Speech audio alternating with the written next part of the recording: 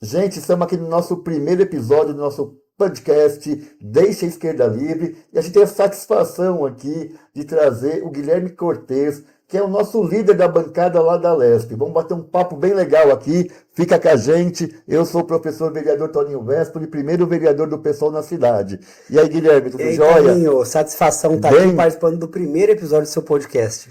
A gente fez questão de você vir aqui, a gente acha que você é uma das lideranças jovens que estão assim surgindo e mostrando a sua cara, mostrando a sua marca, né, aqui na cidade de São Paulo e no estado de São Paulo. Então a gente fez questão de bater esse papo com você, além de você ser nosso líder lá na Lesp, né? Pô, Toninho, eu fico feliz porque você sabe, você não vai nem lembrar, mas lá atrás, quando você era o único vereador da bancada do PSOL, eu tava começando a militar no partido e eu tinha muita referência no seu mandato. Eu lembro que eu vim te visitar aqui no seu gabinete, que não era nessa sala, era em outra, e o seu mandato sempre foi uma referência. E hoje poder ser um dos parlamentares da nossa bancada e a gente estar lutando junto, para mim é um orgulho muito grande. Eu gosto muito do PSOL.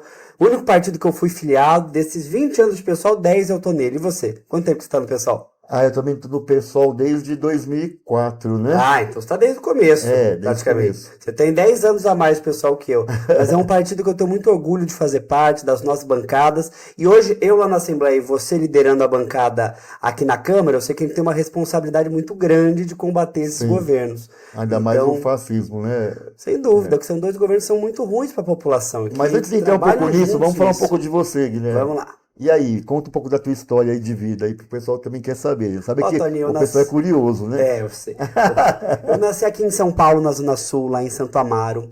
Eu sempre me envolvi gostei de política. Antes, política geralmente a gente pensa que é o quê? Disputar eleição, horário eleitoral, tá? Eu lembro que eu gostava muito das propagandas da Marta Suplicy, que foi a primeira lembrança que eu tenho. E quando eu fui virando mais adolescente, eu fui entendendo mais, que não era só disputar eleição e tal. Eu fui estudar na ETESP, lá na Avenida Tiradentes, que é uma ETEC muito mobilizada, que tem uma trajetória de luta.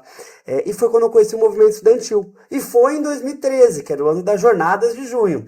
Então, naquela época, para mim foi uma mudança muito grande, que eu vi que a política ela não era só esse ato de você ser candidato, disputar a eleição, ter um mandato ou não. Mas a política, na verdade, está em tudo. Está na comunidade, está no movimento estudantil, está quando as pessoas se juntam para mudar uma coisa que elas não concordam. E desde então eu comecei a ser um ativista, né, do movimento estudantil. Me filiei no PSOL assim que eu fiz 16 anos, sempre votei no PSOL, e nunca imaginei que eu ia disputar uma eleição, ser candidato. Eu me mudei de São Paulo para Franca para fazer faculdade em 2016. Eu ia te perguntar por quê. Então você foi por conta dos estudos para Franca. Os estudos. As pessoas acham que eu nasci em Franca, a maioria. Eu também achava. Não, eu nasci em São Paulo, passei até os 18 anos aqui, estudei aqui, comecei a minha militância aqui, participei das jornadas de junho, das ocupações de escola, que teve lá em 2015. Todo esse processo me mudei para Franca para fazer faculdade de Direito, na Unesp. E daí eu me deparei com uma outra realidade, Toninho. Você conhece o interior também. No interior, a nossa luta está um pouco mais atrasada, porque o coronelismo é mais forte, a esquerda foi muito enfraquecida ao longo dos últimos anos. O pessoal ainda está num processo de enraizamento pelo nosso estado. E me deparei com essa realidade. Tomei a iniciativa de começar a organizar o partido, organizar os movimentos na cidade. Fizemos muita luta lá, muita luta. Eu acabei, fruto dessas lutas, sendo o quarto candidato a vereador mais votado da cidade lá em 2020, mas na época a gente não se elegeu, porque não tinha o quociente eleitoral, né? O partido ainda era muito pequeno. E na eleição seguinte, eu fui candidato a deputado estadual, mas falei, imagina, eu nunca vou me eleger, né? Porque é tão difícil eleger deputado estadual, a gente não tinha sequer um mandato. Franca é uma região muito conservadora. E acabou com uma campanha que foi muito na rede social, uma campanha que foi muito simples, que foi muito autêntica. A gente conseguiu 45 mil votos e me tornei deputado estadual pelo PSOL. Coisa que eu nunca imaginava que ia acontecer. E agora estamos nessa luta lá na Assembleia, aprendendo muito, lutando como nunca, né? Antes de falar as coisas já dos nossos temas, Guilherme, tem alguma questão que você acha assim, que é, de certa maneira, ou meio cômico ou engraçada nesse tempo toda tua agora de mandato, todo o seu tempo de mandato? Tem algum episódio que você olha assim para trás e dá uma risada, alguma coisa assim? E tem vários, porque são tanta coisa. Eu lembro que no debate no último debate da eleição que eu me elegi, tinha um candidato bolsonarista lá, que ele inventou uma fake news tão cabeluda, mas tão cabeluda, que ele falou se era verdade que eu tinha um projeto para ensinar as crianças a fazerem cachimbo de crack. É tipo assim, uma fake news uma coisa tão maluca, louca, né? tão um alucinógeno, assim. E bom que essas coisas preparou a gente, porque depois eu fui debater com o seu colega aqui na Câmara, o Adriles, e é meio que esse o nível dos debates deles. Então eu digo que a gente... Esse nosso trabalho de enfrentar a extrema-direita, desmentir as coisas que eles falam, fica aí entre o cômico e o trágico. Porque é tanta besteira que eles falam, coisas que a gente nem acredita, né? De tão surreal, de tão maluco, que a gente tem que dar risada mesmo. Tem que tratar com seriedade, mas tem que dar risada. Mas foram muitos momentos bons de risada, porque a gente também tem que saber rir da desgraça que a gente vive, né, Toninho? Porque senão fica muito triste. Senão fica triste. Quem trabalha comigo sabe que eu sou bastante brincalhão, brincando com as nossas desgraças às vezes, né? E aí aconteceu um episódio que eu acho muito engraçado comigo, né? Não sei se era o primeiro mandato ou era o segundo, e aí a minha mãe me liga, né? Ela é comerciante. Agora não, tá com, né, quase 90 e tantos anos. Mas assim, ela me liga e tal, e fala assim, Toninho, assaltaram aqui o comércio ali do lado, né, teve tiroteio, uma das balas acertou uma das atendentes, ela acabou falecendo. Ali na hora mesmo. O que você pode fazer? Você não pode, né, que venha mais polícia aqui? Isso, aquilo. Aí eu fui falar para ela, mãe, mas polícia é questão de Estado, né? A gente, cara, eu ia falar para ela, eu ia falar para ela, continuando, falei assim, não, mas a gente pode ligar para o batalhão, nem deu tempo, né? Ela virou, quando eu falei assim que era questão de Estado, eu sabia que você não ia fazer nada mesmo. Olha, tomou essa da mãe. Da mãe. Político é tudo igual e pá na minha cara, então... Não, mas é isso, né, Toninho? As pessoas, infelizmente... As pessoas, elas têm todo um desconhecimento aí sobre a política. Minha mãe é analfabeta, veio da Itália. E as pessoas, elas são tão carentes, né, Toninho, que a gente recebe, principalmente no interior, a gente recebe todo tipo de demanda, todo tipo, desde... E são demandas que você pensa, para aquela pessoa, é a coisa mais importante do mundo, mais séria, você tem que saber. E ela não entende o que é prefeitura, o que é Estado, o que é União. Ela tem um problema, ela tá com um familiar na fila da saúde, ela tá com um problema. A gente já teve até casos de gente que tava precisando de colocar perna, sabe, da prótese, e que a pessoa não consegue, porque não consegue na prefeitura, não consegue no Estado, e que daí ela vai procurar você. Acabam sendo até situações inusitadas que você pensa, como que eu consigo ajudar com essa questão? Não é exatamente o nosso escopo, mas que você tem que dar um jeito de tentar pelo menos resolver aquela situação, né, Toninho? Porque uma pessoa que tá nisso aí, ela tá desesperada. Tá desesperada, e ela já não sabe e é um direito dela que tá sendo negado, né, Toninho? Você tem mais tempo dessa estrada aí da política que eu, já deve ter passado por muitas situações do tipo. Sim. Tem uns episódios muito engraçados. É o famoso consertar o poste, né? Que toda rua tem um poste que precisa ligar, que precisa consertar. E as pessoas também, eu acho que tem um pouco isso, né?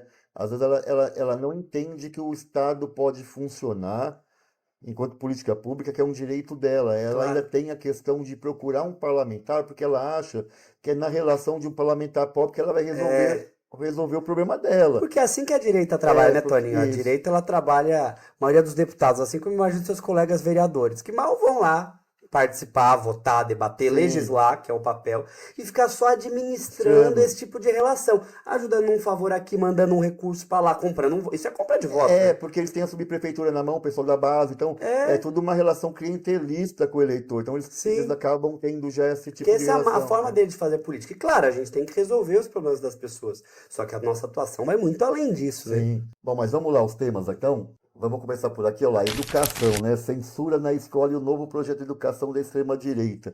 A gente percebe que o Tarcísio e aqui o Nunes estão muito juntos na política aí de acabar com a educação pública. Como que você está sentindo a educação no Estado, né? Aí a gente pode até falar de várias coisas, né? A questão da escola cívico-militar, a questão da privatização das escolas, tantas outras coisas que eles vêm fazendo que não vai ajudar em nada a educação, só vai realmente precarizar mais ainda. Eu digo, Toninho, que o Tarcísio só sabe conjugar dois verbos, é privatizar e militarizar. O que ele pode, ele entrega para a iniciativa privada. O que ele não consegue entregar para a iniciativa privada, ele entrega para os militares, para os milicos. Essa é a lógica que ele trabalha, porque é o projeto de Estado para eles. Para essa turma, não tem que existir um Estado como um garantidor de direitos, de serviços públicos, de política pública. Para eles, tudo tem que ser administrado pela iniciativa privada, para virar lucro, para alguém estar saindo ganhando com isso, independente se a população vai ter acesso ao serviço, e o Estado só tem que existir na mão pesada, repressiva, e na educação a gente vê isso de forma muito clara. O Tarcísio fez 3 movimentos. Ele reduziu o piso constitucional da educação em 5%, ou seja, diminuiu o mínimo que o Estado é obrigado a investir na rede estadual de ensino. Imagino que todo mundo que está ouvindo a gente, que tem filhos na rede estadual, não acha que a escola do seu filho está com dinheiro sobrando, que você tem que diminuir, mas o Tarcísio fez isso, porque eles tiram recurso, diminuem o investimento para piorar a escola e falar, tá vendo? O Estado não tem capacidade, precisamos transferir para outro.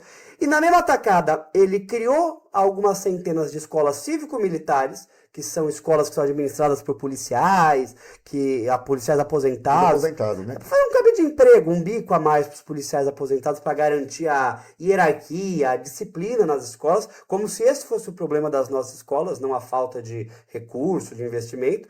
E as outras escolas ele entregou para a gestão da iniciativa privada. Então essa é meio a cara do Tarcísio. Um governo que não acha que o Estado tem que garantir serviço público, política pública para a população que mais precisa, que quer entregar tudo o que ele pode para a iniciativa privada ganhar dinheiro, e o que ele não conseguir entregar para a iniciativa privada ele quer colocar na mão dos milicos para intensificar isso é uma doutrinação que eles fazem. Eles acusam a gente de doutrinação, mas doutrinação mesmo é você querer colocar policial na escola para garantir os supostos valores. Que valores são esses? Escola não é lugar para ensinar valor militar nenhum. É lugar para as pessoas aprenderem lá. Então eles querem fazer uma doutrinação nas escolas, né, Toninho?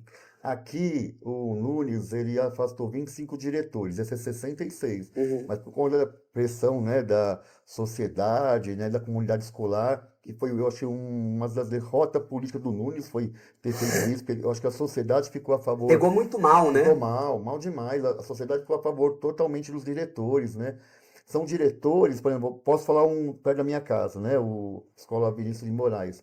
O Moisés, que era o diretor lá, conheço o Moisés desde quando era do PT, né? A Vinícius, ninguém queria Vinícius. E ele assumiu a gestão da escola. Você ter uma ideia, sabe como que era Vinícius?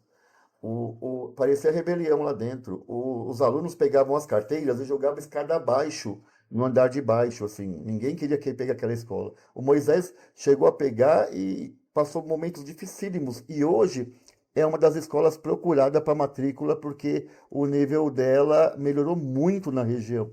Mas mesmo assim afastaram o diretor, porque falava sobre a nota do IDEB, desconsiderando, né, todas as questões sociais, econômicas dessas famílias, o que eles precisariam de política pública, não é tal, né?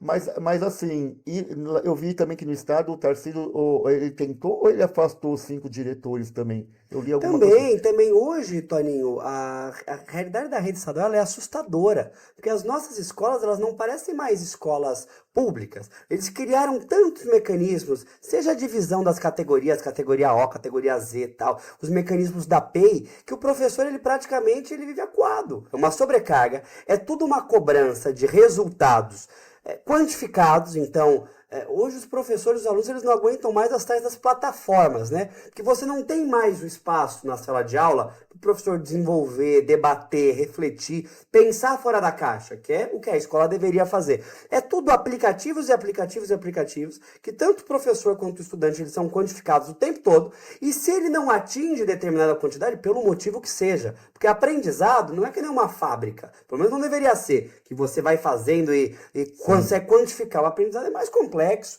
tem outras variáveis. Claro que a gente quer melhorar todos os indicadores de educação, mas isso você não mede só com uma prova ou exercício atrás de exercício, principalmente num país tão desigual que nem esse que a gente tem. E a gente está vendo o Tarcísio e o Renato Feder desestruturarem a rede estadual de ensino, sobrecarregar os professores, é um clima de assédio moral dentro das escolas, impressionante, que o professor ele tem medo de dar aula, ele tem medo de se envolver com qualquer questão, porque da perseguição que ele vai sofrer da diretoria de ensino, do governo, da comunidade. E o projeto deles é esse, eles sim querem instrumentalizar a educação para os fins políticos deles. Eles nos acusam de querer politizar a escola, eles que querem transformar a escola num ambiente em que você não possa ter pensamento livre, discussão, debate, movimento estudantil, reflexão, porque eles têm medo que esses alunos pensem e os questionem, e eles querem ter uma escola que vá pregar esses valores, que são os valores deles, para que eles possam formar essas próximas gerações de acordo com o que é de interesse deles. Essa é a escola que eles defendem. Eu percebo um pouco isso, né? Até colaborando com o que você está falando. Por exemplo, a gente, né, no campo mais progressista, não vou falar nem no campo só da esquerda, a gente não proíbe nada. As pessoas vai estudar Taylor, vai estudar, Claro, né? tem que ler de tudo. Tem que ler de tudo e as pessoas formar a sua opinião, né? Mas o que tem de projeto, aqui na casa também já tem. Mas eu vi também que o Renan Bolsonaro também colocou na cidade dele que ele é vereador, né? Colocou lá que não quer que estude comunismo, não quer que estude as coisas, né? Quer dizer, eles impedem, querem impedir Lógico. que as pessoas tenham acesso, né, a várias ideologias, né, ou a vários sistemas que o mundo poderia ser diferente, o modo de produção e uma série de coisas, só que eles só querem que ensinem os baluartes do capitalismo, né? Isso eu acho engraçado. Depois falam que a gente que quer segregar as pessoas e que a gente quer doutrinar as crianças. Isso que eu não entendo. É isso, eles querem partidarizar a escola do ponto de vista deles. Eu não conheço, sinceramente, Toninho, nenhum caso de um professor que obrigou os seus alunos ou induziu os seus alunos a serem marxistas, comunistas, militantes. Pelo contrário, o que a gente vê, né? A gente vê que tem uma limitação muito grande, inclusive em debater isso.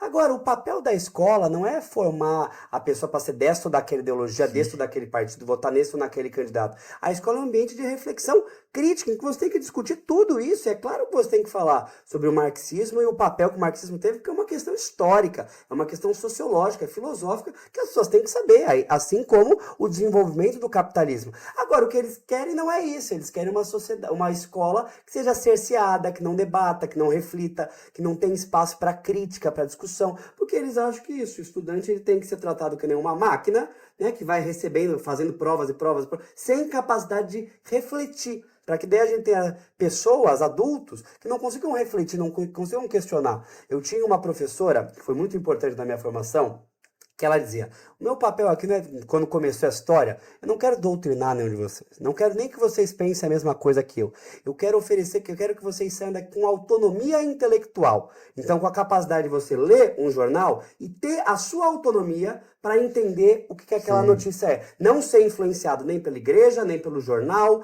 nem pela linha editorial, nem pelo partido, ter a sua capacidade. Eu acho que é isso que a escola tem que garantir. Independente se a pessoa vai concordar com a direita, vai concordar com a esquerda, a escola tem que formar intelectualmente os nossos alunos para ter autonomia, para não ser enganado. A escola tem que ser o palco principal do debate, né? Exato. Se você só vê uma linha de pensamento, não vai ter debate. Então ela até perde a função. E o medo Né? deles é esse, porque eles ganham as eleições deles como, né, Toninho? Na base da desinformação, da mentira, Fake da news. enganação, de muito dinheiro. Então, se a escola vira um ambiente que forma essas próximas gerações a serem mais conscientes sobre tudo isso, aí eles têm medo de perder as próximas eleições. Sim, com certeza.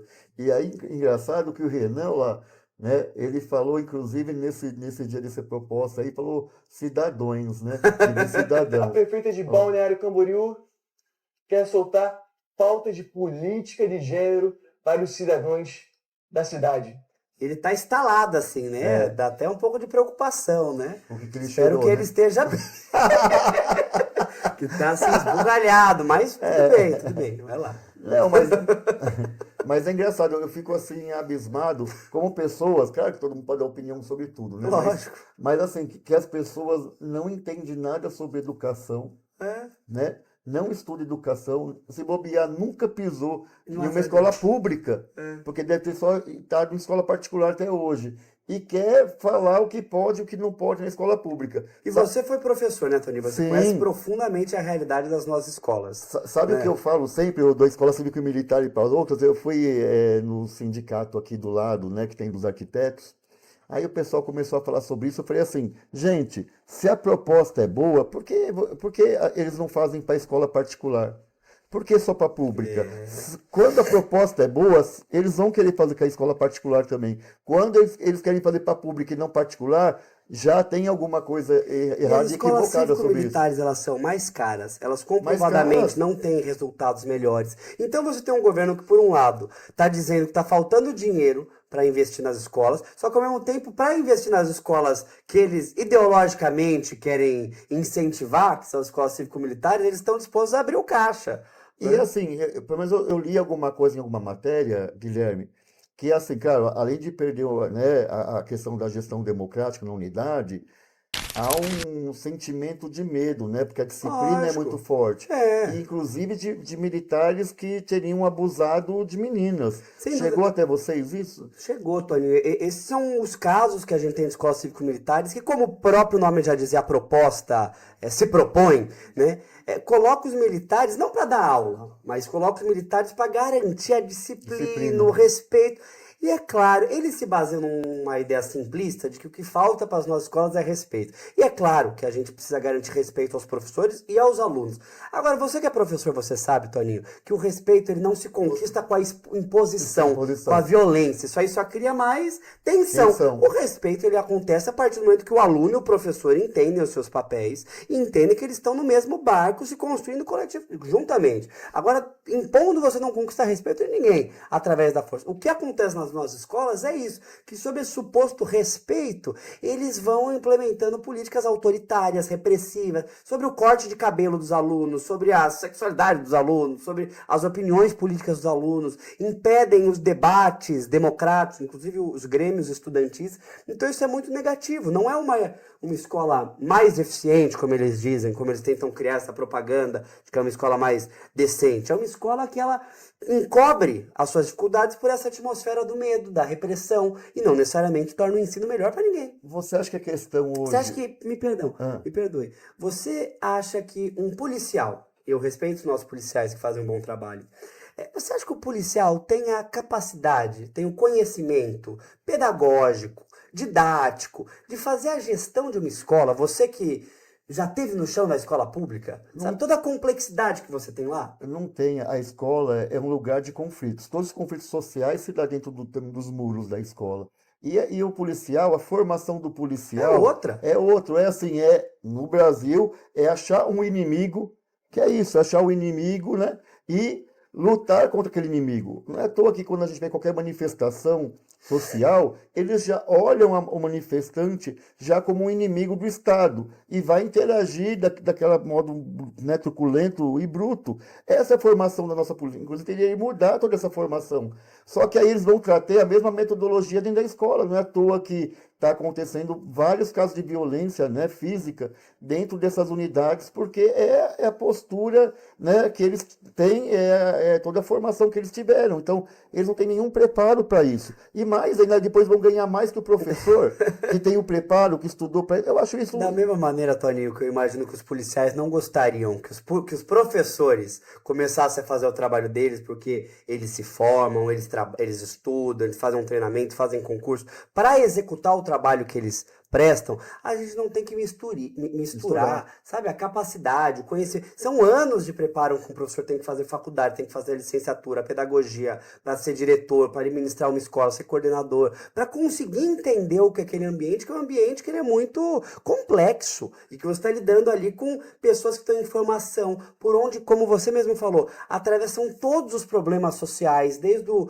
uso de drogas na família, a violência doméstica, a vulnerabilidade, ter que trabalhar e abandonar o estudo, as expectativas, tudo isso exige preparo. E os nossos professores, eles se dedicam por muito tempo para ter esse preparo. Os policiais não. E vou falar assim para você, Guilherme, quando a primeira vez que eu entrei na sala de aula foi isso, né? Você se apresenta na unidade escolar, na minha época, hoje não, né? Te davam lá, né, alguns materiais seu, inclusive o diário de sala, né, né, da classe, que hoje não tem mais, né?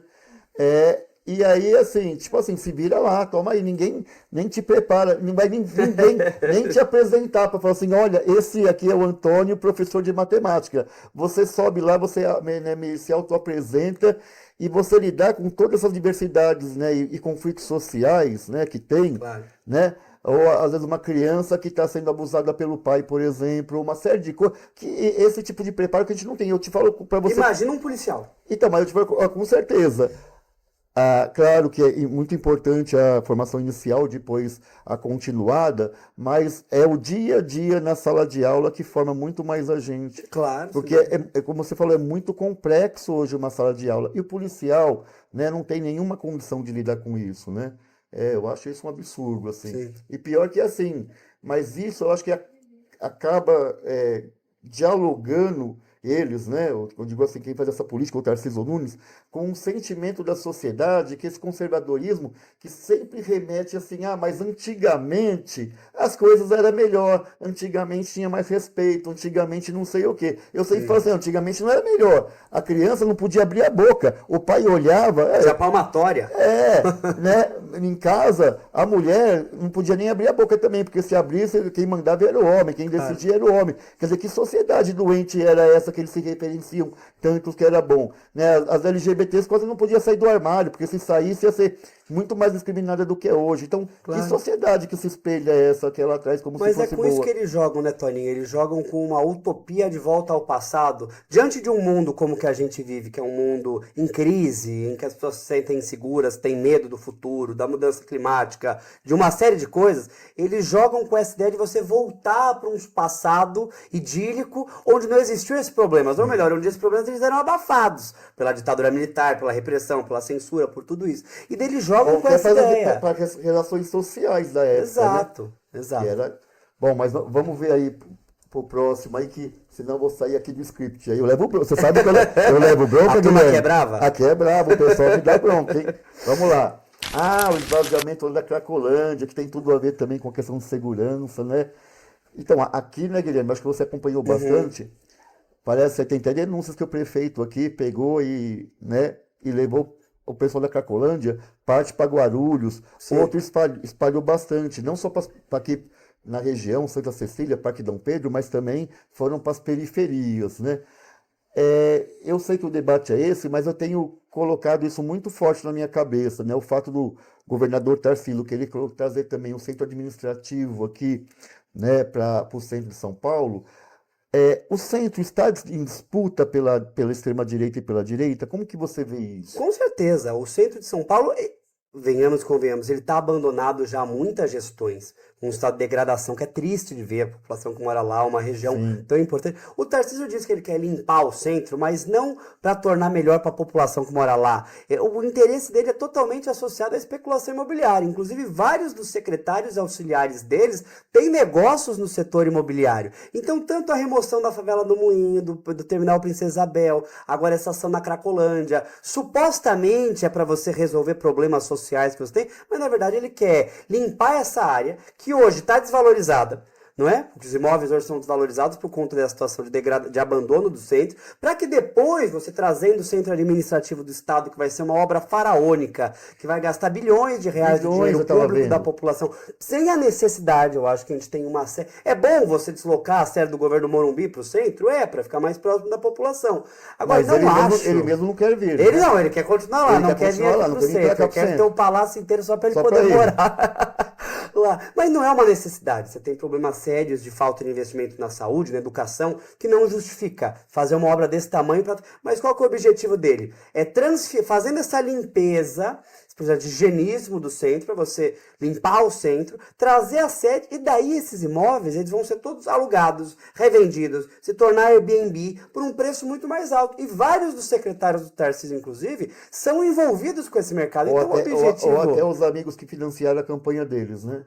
Então o objetivo dele não é de longe tornar o centro uma região mais saudável, mais salubre, melhor para se viver, mas é colocar mais dinheiro no bolso da especulação imobiliária. Então, o Douglas do São Paulo Antiga, né, ele entende muito do patrimônio histórico aí da cidade. E eu ando muito com ele aqui pela cidade, a gente faz muitos vídeos juntos, né, dando opinião sobre a cidade. E assim, ao longo desse tempo todo, ele vem me apontando: ó, Toninho, aquele prédio ali é do Estado, tá vazio, aquele é do Estado, tá vazio, aquele da Prefeitura tá vazio, aquele da Prefeitura tá vazio, aquele é do Estado. Eu fico pensando, né, em um raio assim, talvez, que eu tô falando, de um raio de um círculo de uns 2 quilômetros, não é, né, distâncias tão grandes. Ou seja, tem muito prédio vazio da Prefeitura e do Estado. Isso que eu não entendo. Para que a necessidade de você demolir, vai desapropriar, eu acho que mais de 600 pessoas, o Estado vai pagar isso, vai construir, gastar, igual você falou, bilhões, se a gente já teria, de repente, poderia só até, né, reformar esses prédios abandonados e transformar, né, o que ele quer trazer, que é o centro administrativo para cá, não seria muito mais Mas prático, isso não é uma econômico? prioridade para a população, Thalys. Você pergunta para qualquer pessoa o que o Estado de São Paulo está precisando, ninguém vai te dizer. Ah, precisa transferir a sede do governo aqui para o centro de São Paulo. Você precisa resolver o problema do centro, isso eu concordo. Agora, de uma maneira populista, o Tarcísio diz que resolve, mas com medidas que são ineficientes e na base da violência. Então, o que ele tentou fazer na favela do Moinho, um projeto completamente autoritário de expulsão das pessoas sem qualquer garantia, que felizmente o governo federal interviu e deu uma outra destinação, ou o próprio processo da Cracolândia, que a gente, claro que a gente quer acabar com a Cracolândia, porque aquilo ali é um centro de adoecimento, de dependência química, do crime organizado, que é um problema social. Agora, o Tarcísio não acabou com a Cracolândia, o Tarcísio espalhou a Cracolândia, que não está mais naquele fluxo, mas está espalhado por vários pontos do centro de São Paulo, por outras cidades da região metropolitana, como é o caso de Guarulhos, por exemplo. Então você cobre o sol com a peneira, ou empurra para debaixo do tapete. Você finge que você resolveu o problema, mas na verdade só está multiplicando esse problema de uma outra maneira. Isso não resolve os problemas sociais que a gente tem e nem torna o centro da nossa cidade, de fato, uma região mais revitalizada, porque o objetivo dele não é esse, não é melhorar o centro para se morar, para se trafegar, para trabalhar lá, como se deveria. O interesse dele é só aumentar, valorizar aquela região para os amigos, para as construtoras, para as imobiliárias daquela região. Você não acha que, fora a questão, né, deles valorizar e, né, ganhar um setor muito pequeno da sociedade ganhar dinheiro, também não tem um aspecto, eu acho que eleitoral, porque eu lembro que Sim. essa questão, pega o Dória, por exemplo, quando foi prefeito aqui, acabei com a Cracolândia, isso pega, eu viajei, né, naquela época, aqui para o interior de São Paulo, aí é o pessoal muito legal, eu gosto do pessoal do interior que são muito próximos nesse sentido, né, são acolhedores, Sim. mas assim, aí vira para mim, agora vocês têm um prefeito bom. Aí eu, né, nem fui falar que eu era vereador, e também eu nem falei por quê. Assim, já falar minha opinião. Eu fui perguntar por quê, mas por que você acha disso? Ah, não, porque ele acabou com a Cracolândia. Então parece que a Cracolândia, né, acabar com a Cracolândia, é um trunfo eleitoral para mostrar para a sociedade, né? Sim. Eu consegui acabar com isso, né? Eles transformam isso numa ação de marketing. De marketing, eu não isso. tenho nada contra, sou absolutamente favorável, acho que Sim. teria que ser uma prioridade da esquerda, a gente encontrar uma solução. Mas a gente sabe que eles não acabaram, igual você falou, eles Não espalharam, acabaram, esse não é o acabaram. Eles problema. multiplicaram o problema por várias Várias regiões da cidade e regiões. da região metropolitana. Deveria ser uma prioridade da esquerda acabar de fato com a Cracolândia, você conseguir encaminhar as pessoas que estão lá para se cuidarem, para resolverem seu problema com a dependência química, desmantelar o crime organizado que abusa das pessoas que estão lá, encaminha elas. Agora, o que o governo está fazendo de fato não se trata disso. Se trata de você empurrar para debaixo do tapete um problema, espalhando ele por várias regiões e não resolvendo de fato o problema da drogadição, da dependência química, do crime organizado na região, Da saúde das da pessoas. saúde da população. E não é dessa maneira que se resolve um problema tão complexo Porque, assim. Guilherme, a gente teve eu, a Silvia, a Luana e a Amanda, né? Os 4 vereadores do PSOL, né? A Kate também estava envolvida e o Celso, mas não puderam ir naquele dia. Nós fomos há 2 dias atrás aqui, debaixo do 9 de julho, que tem lá 26 famílias que foram, né? Pegou fogo lá, e aí a Defesa Civil foi lá e interditou o local. E eles queriam jogar essas pessoas, espalhar. Isso que eu não entendo. Eles falam tanto de família, mas eles queriam separar as famílias. As famílias. Né? Colocar a mãe em um lugar, o pai no outro, a criança em outro, né? E aí a gente ficou em contato, tanto eu como a Silvia e a Luana, os 3, né? Ficamos em contato com a secretária, né, de assistência social o tempo inteiro. Aí eles falaram que tinha uma casa de acolhida lá na Penha. Nós saímos daqui, fomos vereadores lá na Penha para ver. Quando chega lá, falou que poderia caber todo mundo. Quando a gente chega lá, tinha 8 quartos. Então eu queria colocar em um único quarto 3, 4 famílias juntos. Olha que absurdo. Os defensores da família, Os né? defensores da família. Defensores das crianças. Das crianças. E aí, claro, a gente ligou para a não tem condição. Quer dizer, ou seja, não tem política pública para essas pessoas. A gente está falando de 26 famílias. Imagine que não são, assim, pessoas em situação de rua, Estão agora. Estão empurrando elas para a situação de rua. Estão empurrando para a situação de rua. Mas não são pessoas em estado de drogadição e uma série de coisas. Quer dizer, se não tem política pública, né, para as famílias, imagina para as pessoas em situação de rua, que são mais vulneráveis, que têm menos possibilidade de gritar, de brigar, de falar dos seus direitos. Olha que situação. Só que o prefeito vai aqui na televisão e fala que não tem problema nenhum, que está tudo resolvido. Só que a gente que vai andando pela cidade, vê a cidade real, vê que não tem política pública nenhuma, a gente fica assustado com assim, com até a humanidade da população. Nós estamos perdendo um pouco essa relação da humanidade, da compaixão pelo outro, da solidariedade. Como que você acha hoje isso? Porque isso é uma coisa que me pega. Porque eu acho que não é questão de esquerda e direita mais. Claro. Pô, você vê uma família no meio Na da rua, rua, né? uma criança uma pedindo esmola. Lá, por exemplo, tinha mulher que estava com o pé todo inchado, está precisando de tratamento de saúde. Quer dizer, e está ali, né, numa calçada, onde as crianças podem correr ali na 9 de julho e ser atropelada. Então, assim, parece que o poder público... E aí, assim, uma das vezes que nós questionamos a secretária, ela deu uma mensagem no celular, igualzinha para mim, igualzinha para a Silvia, assim, padrão. Quer dizer, não tem mais solidariedade. O que eu tenho que fazer é escapar da responsabilidade. É isso que eu sinto. E que parece que para a sociedade está tudo bem. Você não acha que nós não estamos perdendo um pouco esse projeto? Ou ainda esses projetos estão em disputa? Não estou falando nem de esquerda e direita, mas de solidariedade mesmo, de amor ao próximo, às pessoas. O que você acha disso? Eu acho, Toninho, que diante de um mundo que a gente vive de profundas crises, não só uma, mas várias crises, em que as pessoas têm dificuldade de olhar para o futuro com otimismo, seja pelo problema da insegurança pública, pela crise da democracia, pelas guerras que você olha pelo mundo inteiro, nós vemos uma série de crises. E uma consequência delas também é a crise de valores. De quais são os valores predominantes na nossa sociedade.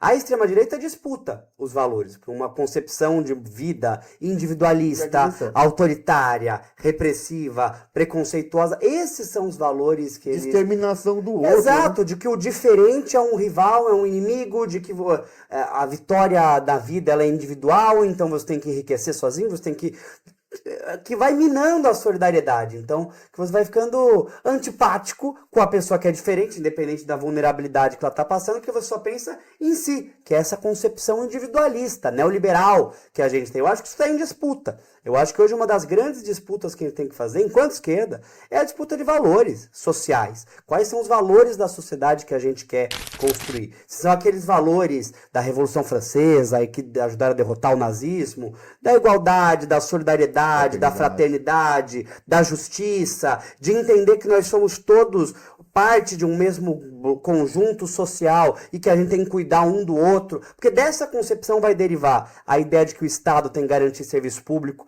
dessa concepção de valores vai derivar a ideia de que o rico tem que pagar mais para poder proteger a pessoa que está em maior vulnerabilidade, e eles têm um outro projeto, que é um projeto individualista, é um projeto meritocrático, é um projeto repressivo, é um projeto autoritário, em que não tem espaço para serviço público, porque para eles o mais fraco tem que ficar desprotegido, então não faz sentido você investir em serviços para atender quem não tem dinheiro para pagar, azar o delas, porque nessa lógica individualista, dane-se.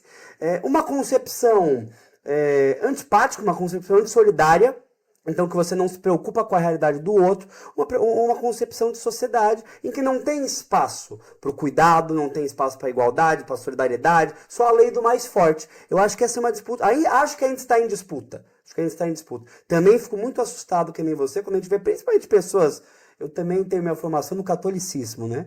Eu fico muito assustado quando a gente vê pessoas que se dizem cristãs, que se dizem religiosas e que negam totalmente o que são o princípio, o princípio né? do cristianismo. cristianismo, que é o amor ao próximo, né? Exato, isso aí me assusta também, mas eu acredito que isso ainda não está consolidado. Isso é um processo em disputa que não é só uma questão da esquerda e da direita, mas que a direita está disputando para puxar para um lado. E que nós, enquanto campo, precisamos disputar na política, no parlamento, na mídia, nos movimentos sociais, em todo espaço que a gente está, por uma outra concepção, que diz respeito a como que a gente vai organizar a nossa sociedade. Se numa lógica individualista de cada um por si, a lei do mais forte, ou se uma lógica coletiva de solidariedade que um cuida do outro. Falando em disputa um pouco, né? Vou entrar um pouquinho mais nisso. Nem estava no script, o Ed Carlos já está olhando ali para mim, ó, o que esse cara vai falar aqui. Mas assim, você também não acha que a esquerda, e estou falando a esquerda, nós também do pessoal, a esquerda no geral, não é só assim a esquerda os outros menos o pessoal, né? A gente também deixou de disputar questões relevantes na sociedade. Quando a Erika Hilton e o pessoal do VAT vem assim, ó, vamos acabar com a escala 6x1, ganha uma dimensão na sociedade. Quando vai se discutir, por exemplo, a questão quem deve pagar o imposto, a questão do IOF, a gente viu que nas redes ficou muito nítido para a sociedade quem estava do lado de quem. Né? Parece também o fato da esquerda às vezes querer ser mais palatável para ganhar o eleitor médio ou mais despolitizado ou o senso comum. Será também que a gente deixou de fazer as disputas de sociedade, que inclusive as pessoas sempre tiveram como referência, como pautas da esquerda, e que concordam com a gente, porque no final, né, a gente sabe que é uma minoria de uns bilionários que não ganham muito dinheiro, enquanto a maioria do povo sofre. Você não acha também que está faltando um pouco para a esquerda, um pouco desse ímpeto de disputar suas pautas? Totalmente. Eu acho que a gente aderiu, Toninho, conscientemente ou não, a um pouco da cartilha neoliberal, que foi se impregnando nos nossos movimentos. Então a gente entende que cada luta é uma luta individual, uma luta, uma caixinha à parte, né? Então a luta da população LGBT é uma luta só das pessoas LGBTs pelos seus direitos, e dentro da comunidade LGBT você tem uma letra, uma infinidade de setores, que a luta do movimento negro é uma luta só das pessoas negras, racializadas, e eu vejo de uma outra maneira, eu vejo que a diversidade, ela é fundamental, mas que a gente deveria ver mais o que nos une dentro dessa diversidade, respeitando a particularidade de cada qual, mas buscar mais o que nos une do que o que nos separa. Porque não é possível que dentro da comunidade LGBT a gente tenha mais diferença do que o que nos une. O que nos une é que no final do dia, independente de você ser lésbica, gay, bissexual, travesti, transexual, ou de todos os marcadores que vêm junto com isso, no final do dia você tem os seus direitos e a sua qualidade de vida negada, barrada, influenciada por conta do preconceito, da discriminação, da exploração. Isso nos une à maior parte da sociedade, que é quem há 500 anos na história desse país sempre teve na base, sempre teve sustentando esse país. Então, eles tanto falaram que nós somos minorias, que nós nos convencemos que somos minorias. E nos convencemos que a nossa luta tem que ser uma luta de minoria. A luta de minoria é aquela que você se assume como uma menor parte da sociedade e que você luta para ter garantias no marco de você ser uma minoria. Não acho que nós somos minoria. Porque se você somar todo mundo que sofre com a discriminação, com a exploração, seja pela sua sexualidade, pela sua identidade de gênero, pela cor da sua pele, seja pela sua classe social, seja pela região que mora, seja pelo seu CEP, né? É a ampla maioria. A minoria é esse 1% que não paga imposto, é a minoria que anda de jatinho, é a minoria que aí sim tem todos os privilégios possíveis e acesso a uma condição de vida que a ampla maioria do povo nunca vai ter. E eu acho que a gente precisa achar mais o que nos junta a esse todo do que ficar achando as nossas pautas separadas, que claro que vão existir, claro que é muito importante que os movimentos possam jogar luz sobre pautas que antes não eram colocadas. Agora, eu acho que o exemplo da escala 6x1, e não à toa, é uma luta que é liderada por duas pessoas LGBTs e negras, onde uma parte da esquerda acha isso um absurdo, porque fala, mas vocês são identitários, como que vocês são identitários? Estou falando de jornada de trabalho. Mas não, as coisas são juntas, porque as pessoas não são só a cor da pele delas, não são só a sexualidade delas, não são só a classe social. A gente é meio que tudo isso junto. E as pessoas LGBTs... É integral, né? Integral. Todo, tá relacionado com tudo que acontece no mundo. Você não consegue separar o Guilherme em relação ao meu gênero, em relação à minha sexualidade, minha classe social, o bairro que eu nasci. É meio que tudo isso junto. E a gente precisa dar resposta para tudo isso. E não à toa, as pessoas LGBTs, por serem LGBTs, elas são empurradas para os piores postos de trabalho na sociedade. Muitos dos quais se utilizam da escala 6x1. Então, onde uma parte da esquerda vê uma contradição, para mim eu vejo algo natural, porque eu acho que a gente precisa partir da nossa diversidade, da nossa particularidade, das nossas especificidades, mas para falar para o todo da sociedade, para mostrar para a senhorinha evangélica lá que é explorada, que mora numa periferia e que só encontra um acolhimento ali na comunidade dela, na igreja dela, onde muitas vezes o líder religioso, o líder espiritual vai fazer um discurso político, eleitoreiro, de ódio, e mostrar para essa senhora que ela tem mais em comum conosco do que com o líder daquela igreja, que ganha muito dinheiro através desse negócio que ele faz. Porque ela e a gente trabalha também na escala 6x1. Ela e nós pegamos transporte público lotado. Ela e nós sofremos com assédio, com a violência. Ela e nós temos as nossas expectativas, nossas aspirações de vida tolhidas por esse sistema. Então acho que a gente precisa buscar mais do que nos une, enquanto essa maioria do nosso povo trabalhador, oprimido, explorado, que claro que vai ter gradações diferentes,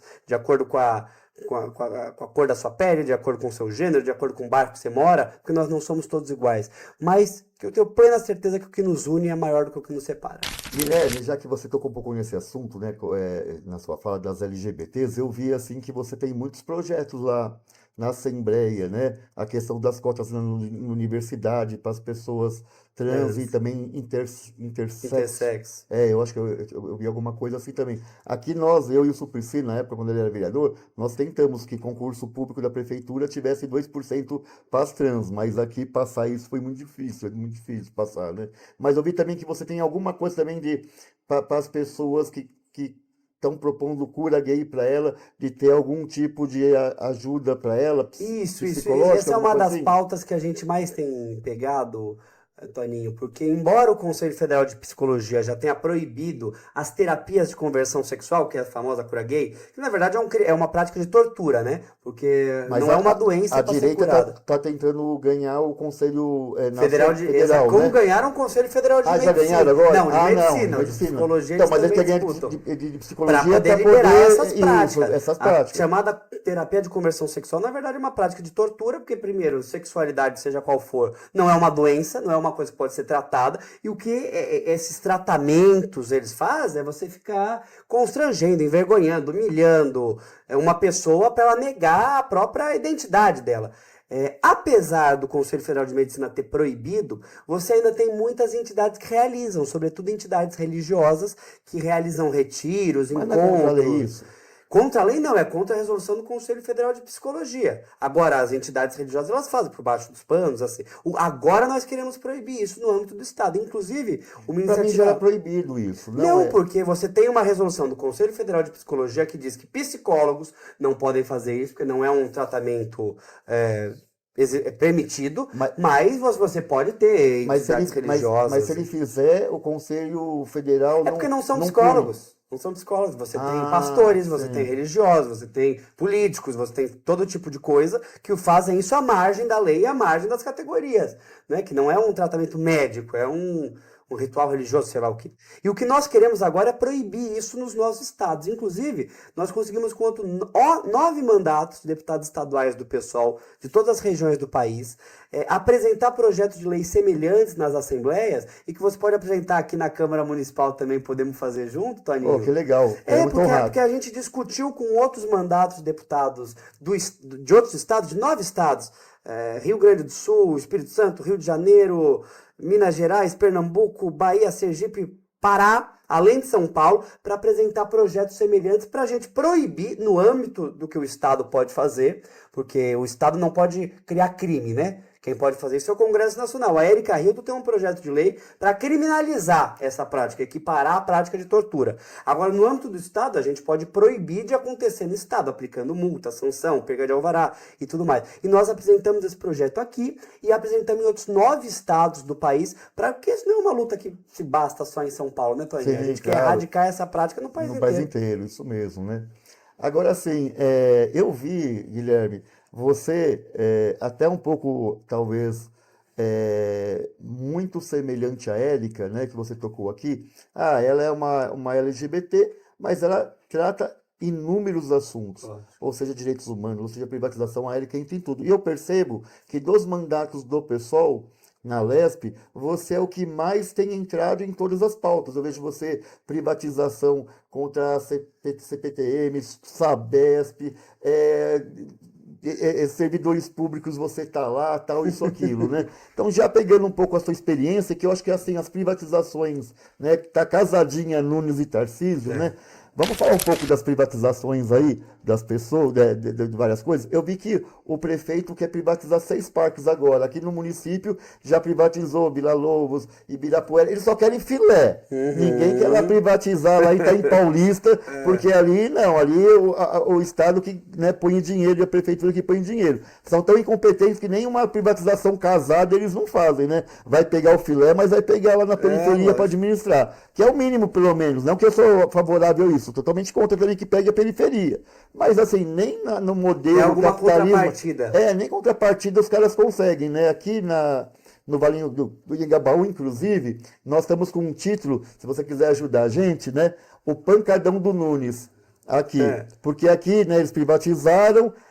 Aqui dentro, aqui da Câmara Municipal, Guilherme, a gente estava trabalhando, eles estavam ensaiando o show, você não aguentava, os vidros tremiam, a gente não conseguia aqui, com tudo fechado, trabalhar direito pelo som. E a gente falava assim, então o pancadão na periferia não é autorizado, mas o pancadão aqui no centro, porque está dando lucro para algum setor de interesse da prefeitura, aí tudo bem. Então, claro, que a gente, quando fala pancadão no Nunes, nós não somos contra o pancadão lá, mas o que a gente está querendo colocar é a contradição do prefeito, que ele é contra os pancadões, mas ele permite o pancadão quando dá dinheiro, por conta da privatização. Como que foi todo esse processo de privatização lá da Sabesp, né, do setor férreo, né, que foi privatizado, né, algumas empresas? Como que foi isso? Toninho, as pessoas esperam que por a gente ser LGBT, ou seja, de algum desses grupos que historicamente não acessa a política, que a gente só vai falar de pautas específicas desse grupo. E eu digo que isso não é possível, porque a nossa comunidade também anda de metrô, também depende da escola pública, vai pro posto de saúde, então você precisa falar sobre tudo. Como eu volto a dizer, eu acho que a gente precisa, do nosso ponto de vista, da nossa sensibilidade, falar sobre o conjunto da sociedade. Tenho mais de 110 projetos de lei nesses 2 anos e meio de mandato que falam sobre tudo. Mudança climática, intolerância religiosa, educação, saúde, assistência social. E um dos eixos do Tarcísio é esse projeto de desmonte do Estado. E por isso também é um dos eixos da nossa resistência, né? O projeto prioritário do Tarcísio é acabar com as estruturas do Estado, que é uma disputa de se os serviços públicos devem existir. Como a gente estava falando, na concepção de sociedade das pessoas, você não precisa ter Estado, serviço público, política pública para atender o mais pobre, para entender o interesse público. Tudo tem que ser gerido pela iniciativa privada para ganhar dinheiro. E que pena de quem não conseguir acesso, não conseguir pagar. Foi muito triste o que a gente viu no caso da Sabesp. Sabesp era a principal empresa pública do Estado, principal empresa de saneamento básico da América Latina, uma empresa absolutamente lucrativa, que atendia 375 municípios. Sabe o que a Sabesp fazia? Desses 375, não mais de 20 deles eram lucrativos para ela. O que ela fazia? Ela pegava o dinheiro que ela tinha aqui em São Paulo, que é a maior cidade do estado, e ela investia isso numa cidade de 2.000, 3.000 habitantes, onde nunca você fazer um ligamento de esgoto lá vai ser lucrativo. Mas as pessoas que moram naquela cidade de 2.000 habitantes também merecem ter saneamento básico, água. Não é porque a cidade deles não dá lucro que elas não precisam ter água tratada, não precisam ter coleta de esgoto. A Sabesp fazia uma coisa que nenhuma empresa privada nunca vai fazer, que é tirar de onde é lucrativo para investir onde não é. E a gente falou, privatizar a Sabesp vai dar errado. Porque a gente tem bola de cristal? Não, mas porque no Brasil e no mundo, onde privatizou água e saneamento, o que aconteceu foi o mesmo. Conta ficou mais caro, o serviço perdeu a qualidade, perdeu a transparência, corrupção, exatamente igual. Hoje... E reverteram, né? Muitas cidades Muitos reverteram. Eu digo que o Tarcísio é uma Margaret Thatcher com 40 anos de delay. Porque o que ele está fazendo aqui, tudo já foi testado lá atrás. E não deu certo. E não deu certo, e agora lá no Reino Unido, lá na Europa, eles estão revertendo. Ninguém mais fala isso. Eles reverteram. Tem mais de, eu lembro que a gente pesquisava na época, mais de 270 lugares no mundo que privatizaram água e saneamento e reestatizaram na última década. Justamente porque é inconcebível você pensar um recurso essencial para a vida, que é água, sem o qual você não consegue viver, ou saneamento básico, sem o qual você não consegue ter saúde, viver bem, e você entregar para a iniciativa privada. Agora, quem decide se vai sair água salubre ou não, se vai sair água tratada ou não, se a água vai sair transparente ou barrenta, se a conta vai aumentar ou não, não é mais alguém que está pensando no interesse público. É um acionista que nem sei se é brasileiro, que vai estar, que nem sabe o nome das cidades do estado de São Paulo, os bairros da periferia aqui de São Paulo, que vai estar pensando quanto que ele vai ter de lucratividade no final do mês. Aí o que você teve? É tão escrachado o que eles fazem com o povo que chega a ser cômico, que é rir para não chorar. Eles aumentaram logo no começo da privatização a conta de algumas pessoas em 600%, 600, 700%. Chegou várias denúncias para o nosso mandato. De gente que passou a ter conta de 10 mil reais. Sabe o que eles quiseram aumentar também? Em 600%, o mesmo valor, o salário dos executivos deles, porque os executivos vieram da iniciativa privada e quiseram aumentar os próprios ganhos que eles têm. Ou seja, aumentou a sua conta 600%, vai aumentar em 600% o salário deles. É mole. Inclusive o secretário aqui secretário de Junta de Educação, o Bruno Correia, pediu demissão porque ele foi trabalhar na Sabesp, foi na padaria. Porque é muito mais lucrativo. Então é um negócio que você não perde. Você pega... É pior. Você pega o nosso transporte público sobre trilhos. O Tarcísio quer acabar com o metrô e CPTM. Boa, CPTM sobrou uma linha só. As demais ele já privatizou, boa parte delas estão na Via Mobilidade. Já morreu gente, Então. descarrilhamento, explosão, atraso, tudo piorou. Agora olha que coisa, olha onde está o pulo do gato. As linhas privatizadas da CPTM, do metrô, elas transportam menos passageiros. Se eu não me engano, acho que ela transporta 3 vezes menos passageiros, ou metade dos passageiros, não lembro exatamente. Só que elas ganham o dobro de repasse do que as linhas públicas recebem. Você já viu isso? Eu já. Quer dizer, eu vi isso, não que eu concorde com isso. Você imagina isso? A linha, a empresa transporta menos gente, tem menos gasto, pior, é mais mal avaliada, só que ela recebe mais do que o dobro do investimento quanto o pessoal passa na catraca do bilhete único. Mas aqui também a questão foi da privatização aí do prefeito, né? Do serviço funerário, o que a gente viu, não tem fiscalização nenhuma. Depois eu não sei se lá tem fiscalização, porque aqui a gente tem o SP Regula que não regula nada. Nossa. Ou seja, eles privatizaram, hoje se a pessoa que for enterrar um ente querido, em média vai pagar R$7.000, R$7.500. Aquela na tabela, né, que tem a questão social e os valores menores, eles, é um absurdo, facada. Eles não põem para a sociedade.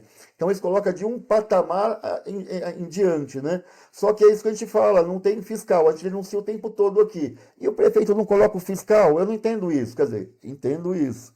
Mas estão ganhando muito dinheiro e tem gente na prefeitura que deve estar ganhando dinheiro, porque é inconcebível isso. Ô, Toninho, e lá, não, eu digo assim, porque eu vejo a mesma coisa lá. Como você falou, tudo isso aí, Toninho, tá pior, tá se repassando mais dinheiro, mas e fiscalização? O Estado não tem fiscalização para essas coisas? Ele aparelhou a Arcesp, a Artesp, as agências reguladoras, a agência de águas, aparelhou esses órgãos para não cumprir o seu papel. A gente recorre a todos eles, recorre ao Ministério Público, Tribunal de Contas, recorre ao Judiciário, Defensoria, Arcesp, Artesp. Só que, infelizmente, essas entidades não estão cumprindo adequadamente o seu trabalho, na minha visão. Não sei por quais motivos. Não tem uma independência que deveria ter. Infelizmente, não tem. Foram sequestradas. Mas no começo dessa legislatura, o que a base do Tarcísio fez? Aumentou as custas judiciais para o Tribunal de Justiça ter mais dinheiro. E daí vai se criando esse toma lá da cá, né, que impede as instituições que deveriam fiscalizar e investigar de fazer isso. Agora os pedágios, se você for descer lá para Santos, tem pedágio que aumentou 10% aqui no estado. E o Tarcísio quer dar 30 bilhões para reformar as rodovias privatizadas. Então é um negócio que não tem como você perder. Você aumenta a tarifa da população e se a empresa diz que ela está ganhando pouco, ela te pede mais, o estado dá, e você que ainda faz toda a manutenção para ela, é mole. E uma coisa assim que eu vi também bastante matéria sobre a questão de implementação de vários pedágios onde não tem. Nossa. Fora aumentar o valor, como você falou, mas eles vão colocar. É uma coisa que sempre mobilizou a sociedade. A sociedade está se mobilizando nesse momento para impedir isso. As pessoas estão revoltadas, sobretudo no interior, porque você está falando de mais de 100 pedágios no estado. Tem cidade, que nem em Sorocaba, que ele ia fechar a cidade de pedágio. Ou seja, cada saída da cidade ia ter um pedágio. Para você sair e voltar, você ia passar 2. E pior, esses são aqueles pedágios na modalidade free flow, que é o nome em inglês, as pessoas não entendem direito, que é aquele pedágio sem cancela. Que ele é pior ainda, porque você não sabe o que você está pagando. Você passa, você imagina uma pessoa idosa. Por exemplo, tá passando ali na rodovia, você vê o painel lá, você acha o pórtico, você acha que é radar. Aí depois, se você não baixar um aplicativo dentro de 30 dias, não efetuar o pagamento, você toma 5 pontos na carteira e 200 pau de multa, sem saber. Você imagina... O governo também não faz questão de informar a população que vai ter, né? Então você imagina a pessoa idosa, a pessoa mais simples, pessoa que não tem acesso à tecnologia e que agora, além de pagar mais pedágio, ainda vai ser pega de surpresa sem saber que passou no pedágio e ainda vai pagar multa ponto na carteira. Mas assim, Guilherme, é cara desse governo. Algumas já estão privatizadas faz tempo, né? Mas outras não. Mas a gente anda, né, na malha viária do estado de São Paulo, a gente percebe que é uma malha viária boa, mesmo aquelas que não estão privatizadas. Sim. Também com tanto de dinheiro que o governo dá, bota nas rodovias. Mas por que então agora implementar esses 100 pedágios? Qual que é a justificativa? O que eles falam? Racionalmente, não tem. É dar mais dinheiro para os concessionários. Tarcísio fala que precisa corrigir desequilíbrios nos contratos. Mas eles ganham dinheiro demais, a CCR. Meu Deus, o quanto que a gente acabou de aprovar a lei de diretrizes orçamentárias, o quanto que o Estado dá dinheiro para Ecovias, todas as concessionárias, quanto que dá dinheiro para Via Mobilidade, quanto que dá dinheiro para Enel, sabe? Não é um negócio, só que é um negócio que não tem como elas perderem, porque se elas reclamam que tá pouco, o Estado vai lá e dá mais, e aumenta a sua tarifa, aumenta a sua conta. Então não é um negócio, não é feito para entender racionalmente, porque a privatização da Sabesp, racionalmente, não tinha o que justificar. A justificativa é essa, eles querem transformar os serviços públicos, os direitos da população do nosso Estado em negócio, para alguém ganhar dinheiro, para os amigos deles ganhar dinheiro. E agora? Momento de batalhas da diva. Epa! Vamos lá, Guilherme. Adoro! Eu vi aquela outra lá, A Rihanna? aquela tem uns 3, 4 anos que não canta, não faz show. Olha, então Maravilhosa, mano. Aquela mulher é linda. Ô Toninho, eu vi um vídeo seu falando com uma linguagem toda descolada ali pra geração Z. Eu vi isso. É a galera nova aqui do mandato aqui. Quer colocar eu numa linha aqui mais, né? Vamos E aí, lá. mas quem são as suas divas? As minhas, eu gosto muito de música pop. Sempre gostei, é o estilo de música que eu mais gosto. Acho que eu mais gosto é a Lady Gaga. Fui no show dela lá no Rio de Janeiro, foi maravilhoso. Foi muito lindo. Legal. Acho que minha favorita é a Lady Gaga mesmo. Mas gosto de todos. Gosto da Madonna, gosto da Katy Perry, gosto da Ariana Grande, gosto de todas elas. E você? O que é a sua diva favorita? Assim, eu não tenho a persona, né? Aham. Já, vai, da Madonna. Não é assim, mas eu tenho música dela que eu gosto. Qual? Nome assim, eu não sei. Ou canta, dá uma palhinha. Não, mas as duas, eu prefiro mais a Lady Gaga. Você é mais moderno. Da Lady Gaga eu gosto daquela música que ele tá com meia romântica com aquele outro rapaz O lá. Bruno Mars. Isso, pô, aquela eu adoro aquela música. Mas é verdade, você gosta da Lady Gaga, assim, todas as músicas dela? Não. Tem músicas que eu gosto. Do mesmo jeito, por exemplo, da Adele, eu gosto pra caramba da Adele. Mas assim, da figura dela? Não. Eu gosto de algumas músicas dela. Agora, por exemplo, da Rihanna.